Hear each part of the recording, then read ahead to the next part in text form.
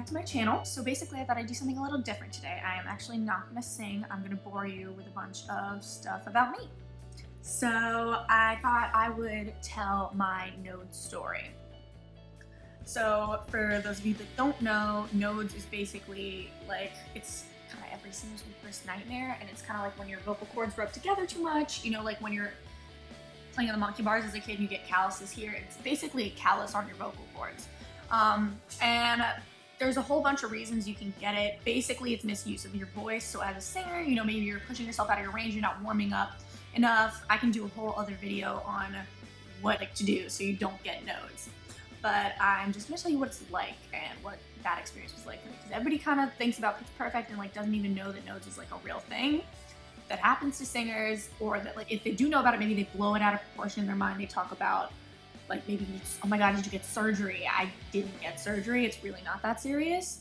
So basically, I'm gonna give you guys some background. So I've been singing like as long as I can remember, but I was a soprano for a really long time, and I am not a soprano now. I'm an alto. But it took me a while to adjust to the fact that I guess like, I don't know, my balls dropped or something, and my voice got lower. So I was kind of still trying to hit those soprano notes, even though like it wasn't in my range, and I wasn't hitting it in a healthy way.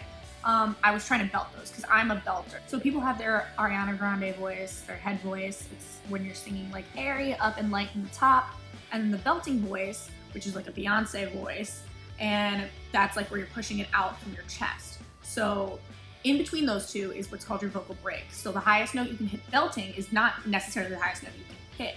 But for me, I was a soprano belter, because I'm a belter. Like my head voice is not that strong. It used to be a lot better, but it's not that strong. So I was really just trying to belt soprano parts in music until I realized I'm definitely just like a higher alto, which is called an alto 1, or a mezzo soprano. But mezzo sopranos typically tend to have a slightly higher range than I do. I had been doing musicals all through high school, and I had never had a problem like this. And I was doing showcases and stuff. But I wasn't constantly performing, so I didn't really expect this to happen. My senior year, I didn't do a musical, and the showcase hadn't happened yet. So I was just really confused because I would wake up every single morning and I would feel like it takes energy to get the words out. You know, when you're talking, you're just talking. It doesn't like require thinking or pushing it out. It would literally like, I would have to force words out. Like it was almost like I was like pushing my, like if your throat is a muscle, which I guess it is, it was pushing it past its potential, and I was like in pain from trying to talk. Not like when you have a sore throat, and not like when you lose your voice completely. So like when your voice is just gone for like a day from screaming too hard, it's like, it's a little different. It was just like extra effort to get my vocal cords to make sound. And I didn't think of anything of it in the beginning because it would only happen in the mornings. I had gotten really into my favorite artist my senior year, which is Sia. And for those of you who don't know, Sia has an incredible range. She sings really low, but she also sings really high, and she's belting like the majority of the time. And you know, I'm the kind of person that if I'm listening to music, I'm singing along, and I'm singing along full out. So I'm driving in the car and I'm just kind of belting Sia, and this was every single day, pushing my voice way past its limits. Not to mention my best friend at the time also loved Sia. She was the one who got me into it, and we would do that together a lot. And one of my other friends, he had a karaoke machine, and the three of us would sing karaoke a lot, like every week. So there's the explanation for why I destroyed my vocal cords that year. But I had been telling my parents for a really long time, like, hey, like this hurts. And my dad was like, oh, it's nothing. But finally I got them to take me to an ENT. This is the worst experience I've ever had. It's the weirdest procedure. So basically, you get to the ENT and they have to look at your vocal cords, right? So they take this camera. It's like a long skinny tube, and it's got like a little tiny mini camera at the end. They stick it up your nose and then down your throat, so it just connects all the way through back there. So they had to numb my nose up by sticking a ton of tissue up my nose that was like soaked with like numbing spray or whatever. And then the doctor's pulling the tissue out, and like a clown pulling like string out of his mouth, and I'm like, how does that much fit in your nose? And he's like, oh, the human nose is a lot bigger on the inside than people think it is. And I just found that incredibly disgusting. Basically, he shoved the camera through, and it was numb, but like numb as in the pain didn't hurt, but it was still weird and uncomfortable. So like if I would swallow, I could feel it like in the back of my throat. It was just not pleasant. But he took a look and he was like, yeah, so you have nodes. I was like, what? And he was like, I thought it was a polyp for a second, which would have been a lot worse because apparently like you need surgery. Like I'm not a doctor, by the way. I'd like to think I know what I'm talking about because I'm a biology major, but I'm not a doctor. I'm gonna do a little research before I post this and maybe correct myself. So yeah, he was like, I thought it was a polyp at first, and he'd explained that like polyps you need surgery for, but he said nodes can go away on their own because he explained it to me like they're calluses. So you need to go on vocal rest. So he put me on vocal rest for a month, which sucked. So it's a month of no talking, so you can talk, no yelling, no whispering, because actually a lot of people don't know that whispering is just as bad as yelling for your vocal cords because it actually dries them out. So no whispering, no yelling, and no singing, which I don't know if any of you guys are singers, it sucks not getting to sing because I don't realize like until I put on vocal rest how much I'm constantly walking around singing like all the time, in the shower, in the car, everywhere. He also prescribed me steroids. Those really helped. When I was taking the medicine, like it wasn't like I was waking up in the morning and like actually like forcing the words out. See, even now, like if I talk for too much on end, I can still feel like that feeling I'm describing, like choking on words almost. It's almost like when you're crying and you're trying to talk. I don't know if anybody else experiences that.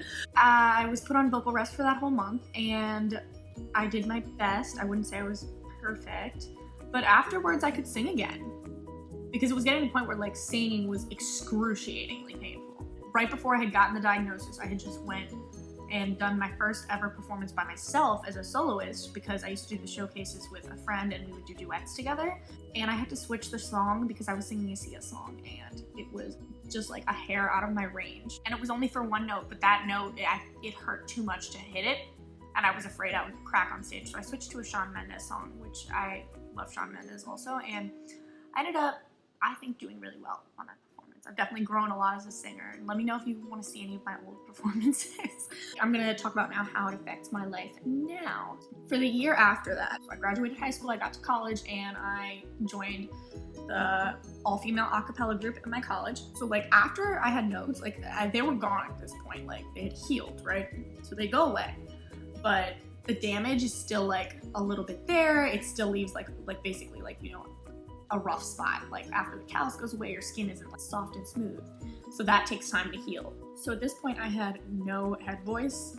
So if I would try to scream, a scream would not come out. I would go like this.